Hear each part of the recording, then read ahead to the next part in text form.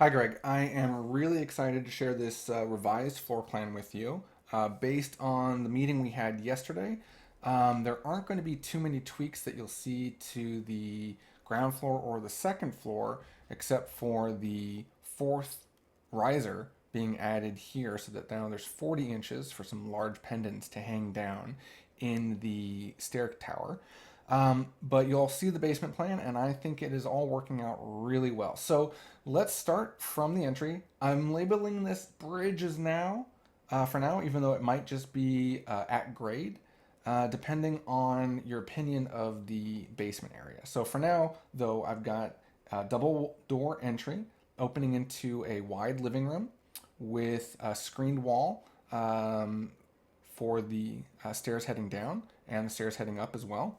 The dining room opening is a little wider. The family room or great room opening is also a little wider. But I think we're seeing pretty much the same thing that we were seeing yesterday with the mudroom access for the quicker access from the detached garage. The 17-foot tall family room is just fantastic with these three panel sliding glass doors that meet at a postless corner. Maybe we add the post back. That would certainly be easier structurally. But I've seen structural engineers make pretty large cantilevered spans, especially since there's no floor structure above here. We might be able to go postless here without too much added cost to the structure. But let's see here. So the dining room, I kept these orientations. I still think this works better for the overall width of the site plan that we have, because even with these two rooms being taller in orientation, we're still pushing the detached garage pretty tight to the hillside. So I think this is the best way to go. Plus, I love the 5 foot wide hallway with the dining room being really quite open with a large buffet here built in, and then access to the bedroom slash office with two separate closets flanking a built-in desk back area.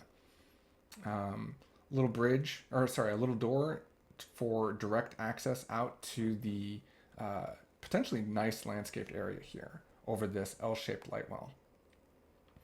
And then the bedroom here is just fine.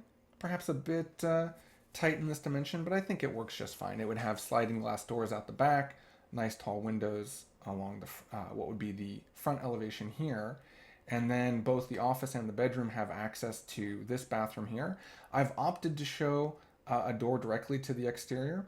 I think that would be a really nice feature to have for people in the backyard to not have to walk all the way through the house to get to a powder room. Although from this side we've got access to a powder room not too far away, though you do have to go through the mud room. Here we would have access directly to the sink area with a pocket door separating the toilet and shower area. I've also added a stacked washer and dryer here in this closet area, though I'm not entirely sure if this is fully necessary if we're also having a stacked washer and dryer in the prep kitchen area for all of the dining linen. So perhaps this is overkill. But I suppose I would rather have the washer dryer here and let this just be a different appliance for the prep kitchen. Kitchen feels fantastic. We've got a huge island, large fridges. Maybe I ought to switch the location of the fridges and the oven so the oven's a little closer to the cooktop. But that's a bit of a finer detail. Well, let's go ahead now and head up to the second story. I'm taking advantage of a lot of walls stacking over the walls below.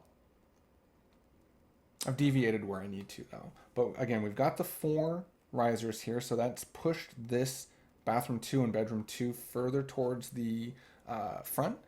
But that's just given a more dramatic overhang cantilever here with a slightly deeper balcony. You come up the stairs immediately facing a bit of built-in desk as a sort of a lounge area. Laundry access seems pretty good. Skylit corridor leading to the primary bedroom with the split closets and a very nice bathroom. Showing the all glass wall here for the shower and the water closet. I think this is going to look very, very nice. And from the pocket door here, when you open this pocket door, you would be directly centered on the tub, which I think is a nice thing, a nice focal point here for this bathroom. Pretty wide sink vanity with a makeup vanity with a little bit of a carved in linen or storage area for the primary bathroom. And of course, the bedroom has its own private balcony. Back out towards the hall, we've got a separate little offshoot vestibule here for bedroom 3, bath 3, and bedroom 4. And I feel like these are both working out pretty well. This area here, wood cantilever over that L-shaped light well below. But I think that looks pretty nice and offers a nice cantilevered portion on this side, as well as a cantilevered portion on this side. So I think it looks very nice and very promising. So let's head down the stairs and then head down again to the basement level. And this basement has a lot going on. So I would propose that we would come down to a landing with some sculptural steps, a sculptural landing at the bottom of the stairs that leads you towards the bar and dining area as well as the rec area. I've got these two columns here placed, oops, wrong transition. I've got these two columns here placed directly under these corners here. And it just so happens to, I think, nicely frame the location for a sports table, whether it be pool or ping pong. I think this is a pretty nice thing to have. So I don't mind seeing these columns here, and I know the engineer will take good advantage of them.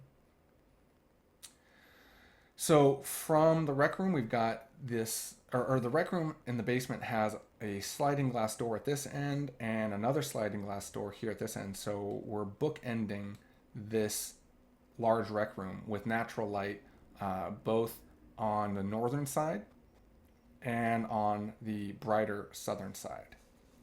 This is the area directly underneath the entry, and again, I would have preferred to take this retaining wall and move it all the way over to this retaining wall and allow for this whole wall to be much glassier, even though it's under a bridge. There would still be glass and access to the light that's coming in from the uncovered areas. But for now, I'm showing what it would be if we capped the light well here rather than bringing it all the way over this way. I'm not really needing the light for this end of the gym. I really want it more just for this wall area here. But it can live like this. I'm not dissatisfied with it.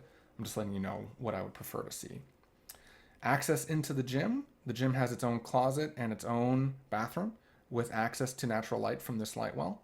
And the gym itself is a decent size, plenty of equipment in here. We've got a small little wet bar, closet, and its own bathroom. Heading back out, we would have access to the laundry room with access into an L-shaped mechanical room. The mechanical room you've been showing on your plans has been a lot larger. I wonder if this is not sufficient for your needs. If you'd want this to be larger, we could perhaps get rid of the shower in the gym and just have as a small powder room for the gym area instead of having to come all the way out to bath 5 over here. But anyways, heading back out to the rec room, we have access to the home theater as well as access to a small storage area, which perhaps you would want to use or someone might use as a small video game area. But without access to natural light or egress, we wouldn't want to call this a habitable space. I would label it as storage, but it is quite large. I think this would be a more exciting use for you compared to seeing an overlarge wine closet. I've got a glassed-in wine closet here, at the end of the bar, which I like. I like this wraparound feature for cabinetry and upper cabinets, terminating in a fridge and then having the wine closet just beyond that. I think this is really nice. And then getting to the bedroom side of the basement, we would go past some storage here as well as some storage here into a hallway. Um, I would want to have these doors for the bedrooms be frosted glass type doors, full light frosted glass, so that we could bring light borrowed from this light well and borrowed from this light well to help illuminate this hallway so that it's not always so dark. But the bedrooms, seven's pretty simple. Two flanking closets flanking the entry door. And I'm opting to put a little bit of a extra wall here so that the bed wall seems like it's in part of a recess and we have just a nicer look for the bedroom. And then they have sliding glass out to the light wall. And they have access to the bathroom here with a shower, sink, dry sauna, toilet, and then a little L-shaped bench with light coming in above the bench here. I think this is a pretty nice design for this bathroom. And then finally heading into bedroom 8. Bedroom 8's pretty large. This would be the primary guest suite downstairs. It has a breakfast bar, coffee bar, walk-in closet, and then a desk area built in here, as well as sliding glass door leading them directly up to the stairs if they want. Now, looking at the orientation for the stairs for this light well, I feel like it's best to have the access from the ground floor here, so that you would step down here and start heading your way down. That does mean that when you get to the bottom of the stairs, you're kind of looking directly into this bedroom, but I think that can be easily fixed just with some sheer curtains drawn across this sliding glass door when the bedroom's in use. So I'm not too concerned about that. And I think this is nicer so that when you're in the dining area and the bar area, you're looking out underneath the stairs.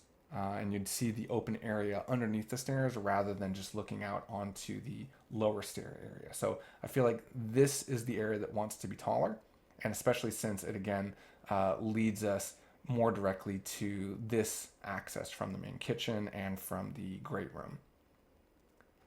So I think that covers it. I look forward to your feedback on this plan, and if everything looks good, I look forward to start studying this in more detail in the 3D model. Thank you so much.